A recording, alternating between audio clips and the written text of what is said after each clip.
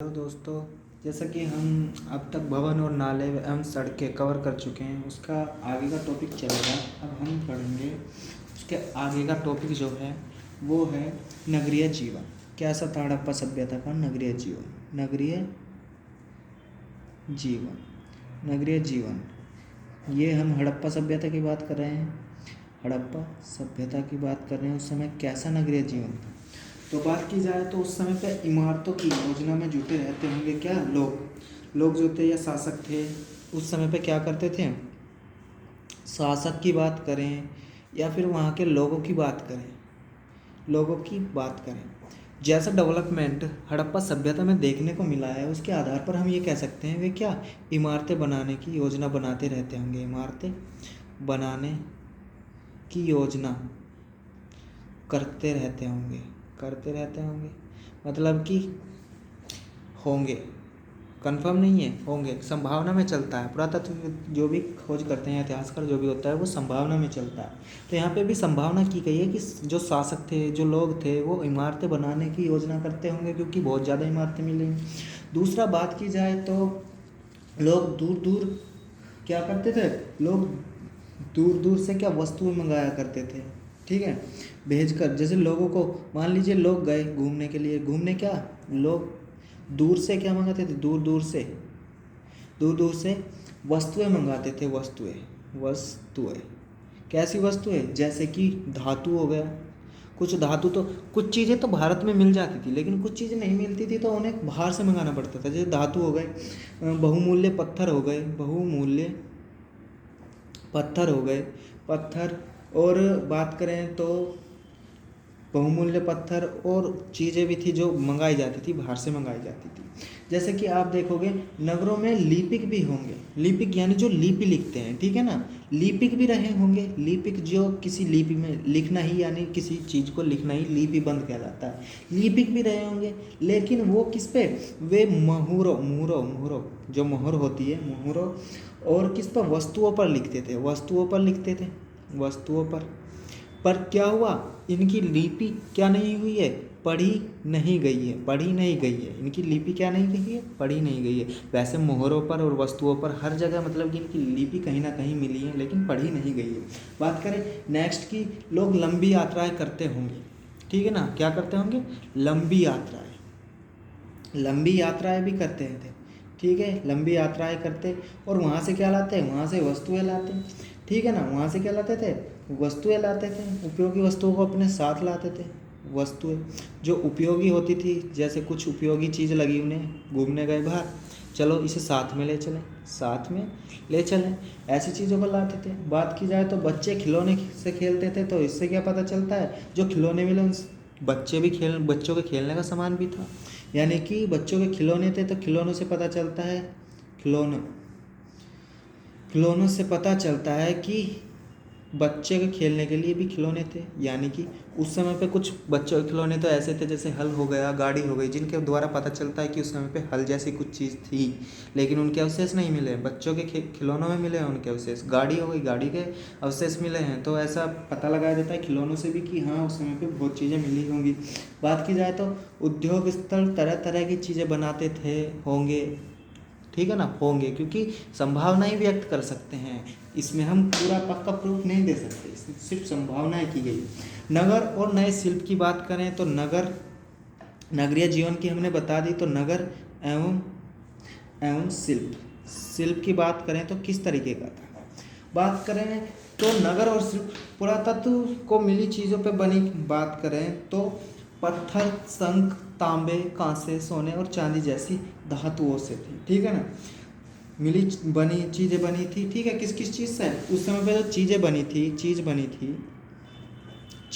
थी वो स्पेशली किस चीज़ की थी, पत्थर हो गया, शंख एक समुद्री जीव से मिलता है, और तांबा हो गया, तांबा आप सभी जानते हैं, कॉपर हो गया, जैसे कांसा तांबा और टीन को मिला के बनाया जाता है।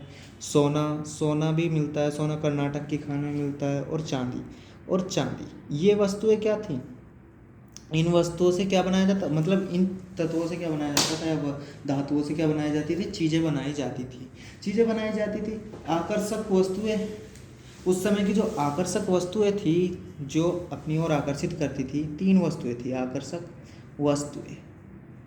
वस्तुएं जो ढूंढने पर मिली हैं वो 3 आकर्षक वस्तुएं हैं। कौन कौन सी? मन का, एक है मन का, दूसरी है बाट, बाट की बात करें, तीसरा है फलक। फलक क्या चीज़ होती है? मन की बात करें तो मन का एक ऐसा चीज़ होता है, आप सीप जानते हो, सीप होता है जिस तरीके का, इस तरीके से मन का होता है। मनके में क्या करते हैं? छिद्र करते हैं, माला बना लेते हैं मनके से। मनके से क्या करते हैं? और ये मन का जो बना होता था ये चर्ट पत्थर से बना होता था, चर्ट पत्थर से बना होता था। जबकि बाट कौन से पत्थर से बना होता था? सॉरी, मन का किससे?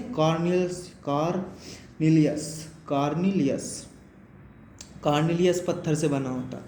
कार्निलियस पत्थर से मन का बना होता था, जबकि बाट चर्ट पत्थर से बना होता था, चर्ट पत्थर से। और बात करें फल्क की, फल्क नॉर्मल पत्थर का बन जाता था, वैसे इसके लिए भी स्पेशल पत्थर यूज किए जा सकते थे।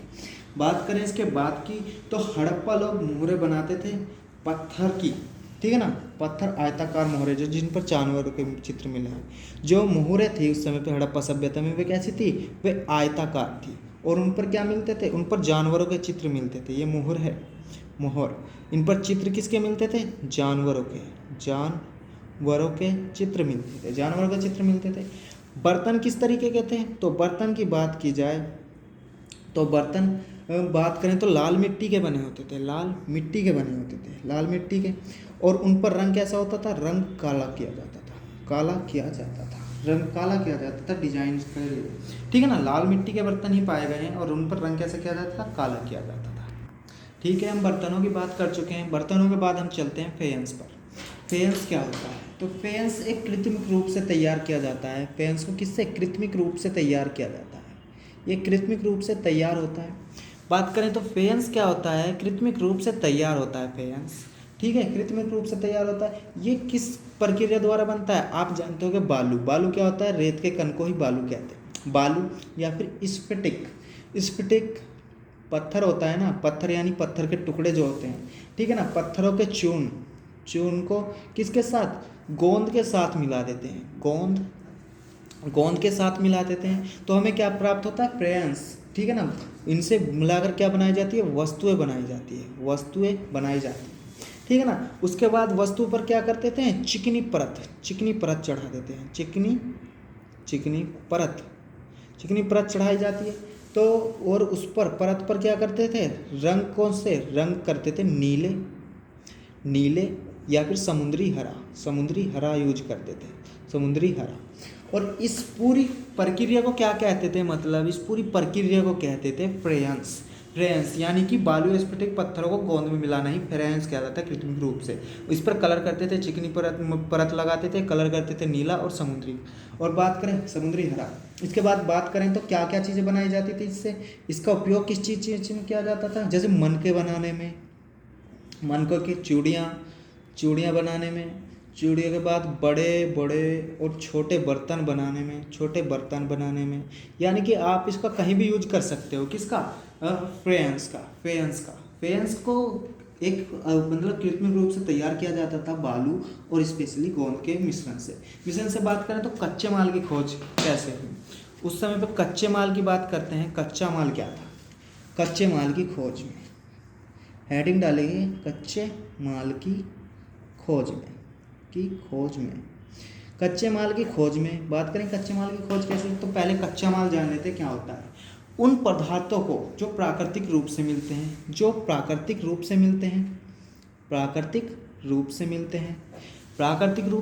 या आप कह सकते हैं या फिर किसान या पशुपालक उत्पादन करते हैं। किसान या पशुपालक क्या करते हैं? उत्पादन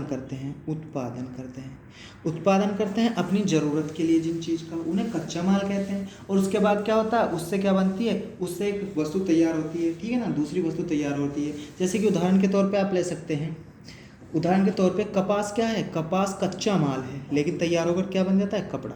पक्का माल क्या होता है? कपड़ा होता है ना। तो इस तरीके से आप कह सकते हो कच्चा माल ये था, पक्का माल ये है। इस तरीके से लोगों ने क्या की, लोगों को कुछ चीज़ें वहीं मिलती थी। हम बता दें आज मैंने शायद पीछे ही बताया था कि कुछ चीज़ें तो हड़प्पा के लोगों को वहीं मिल जाती थी स्थानीय जगह पे जहाँ पे रहते थे, लेकिन कुछ जैसे तांबा, सोना, लोहा, ये बहुमूल्य पत्थर पदार्थों को दूर दूर से आयात करते थे। तो हम बताएंगे कहाँ कहाँ से क्या चीज़ें मंगाते थे। ये संभावना है, संभवतः कि कहाँ कहाँ से मंगाए जाते थे। तांबे का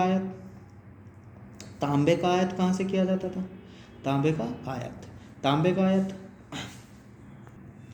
देखिए, तांबे के आयात की बात की जाए तो आज का जो आधुनिक राजस्थान है, राजस्थान और ओमान जो है, वहाँ से इसका क्या किया जाता? आयात किया जाता था। बात करें टीन का आयात कहाँ से किया जाता था? आज का जो ईरान है और अफ़गानिस्तान है, वहाँ से किया जाता था। अफ़गानिस्तान है, वहाँ से किया जाता था। सोने का आयात कहाँ से किया जाता था? आज के कर्नाटक से किया जाता था, ऐसा माना जाता है। बात करें बहुमूल्य पत्थर का आयात, गुजरात, ईरान और अफ़गानिस्तान से किया जाता था। बात करें नगरों में रहने वाले लोगों के लिए भोजन कहाँ से आया करता था, तो उनके लिए क्या करते थे, जो गांव में लोग रहते थे, गांव में जो लोग रहते थे वो पशुपालक और क्या थे? किसान थे। पशुपालक और किसान थे। तो वो क्या, जो अनाज उगाते थे वो ही शहर में जाता था। वो कहाँ जाता था? नगर में जाता था। उसी अनाज से क्या होता था? उनके पेट पलते थे, ठीक है ना। और क्या होता था, जो शहरों में खाने का सामान बेचते थे वो कौन होते थे? वो किसान, पशुपालक या चरवाहे होते थे जो अनाज बेचते थे शहरों में। बात करें पौधे के अवशेष के अनुसार हड़प्पा वासी उगाते थे, कौन कौन सी फसलें उगाते थे? तो गेहूं, जौ, दालें, मटर, धान और सरसों आदि, इन सभी फसलों को उगाया जाता था। तो एक बार और सुन लीजिए, गेहूं, जौ, दालें, मटर, धान, तिल, सरसों उगाते थे। बात करें हल का प्रयोग भी हुआ है। हल का प्रयोग उनके लिए नई बात थी। हल का भी प्रयोग हुआ है, परंतु क्या हल के कोई अवशेष नहीं मिले, क्योंकि लकड़ी का हल था, जिसके कारण वो इतने लंबे समय तक ठीक ठाक नहीं रहा। मतलब क्या हुआ, उसका कोई अवशेष नहीं मिला। लेकिन खिलौने के तौर पर हमें क्या मिला है? लकड़ी का एक खिलौना मिला है, जो कि हल आकार का है, जिससे क्या पता चलता है उस समय पे हल रहे होंगे। बल्कि कालीबंगा राजस्थान में पड़ता है, वहाँ पर जुते हुए खेत के हमें क्या मिले हैं? हमें साक्ष्य भी प्राप्त हुए हैं। तो हम बात करेंगे सिंचाई और पशुपालन के बारे में। इस क्षेत्र में बारिश कम होती थी, यानी कि बारिश क्या होती थी? कम होती थी। इस कारण ये क्या करते थे? इस कारण ये कुछ अलग तरीकों को अपनाते थे। ये एक संभावना की गई है, व्यक्त की गई है। ये पानी का संचय करते थे। बारिश कम होती थी यहाँ पे, तो ये पानी का संचय करते थे। और उसी से क्या करते थे? कृषि करते थे, यानी कि पानी के संचय से ही कृषि की जाती थी। बात करें पशुपालन की, तो ये क्या करते थे? ये गाय, भैंस, भेड़, बकरी इन सब को पालते थे। और क्या करते थे? लेकिन ये तालाब में चारगाहे होते थे, बस्तियों के आसपास जो तालाब में चारगाहे होते थे उनके ऊपर निर्भर थे। लेकिन क्या हुआ, सूखे महीने में ये मवेशियों के झुंडों को चारा पानी की तलाश में दूर दूर तक ले जाते थे, ठीक है ना। दूर दूर तक ले जाते थे और क्या करते थे? उन्हें चराने के लिए दूर दूर ले जाते थे, ठीक है। वहाँ से क्या लाते थे? बेर इकट्ठे करके लाते थे। बेर इकट्ठा करते थे, मछलियों को पकड़ते थे और क्या करते थे? हिरन जैसे जानवरों का शिकार भी किया करते थे। ये पशुपालन जो किया करते थे, और ये जो सिंचाई करते थे, ये वही लोग हैं, ठीक है ना। इसके बाद बात करेंगे नेक्स्ट क्लास में हम गुजरात के हड़प्पाकालीन नगर का सूक्ष्म निरीक्षण। ये क्लास यहीं पे समाप्त करते हैं। थैंक यू, धन्यवाद।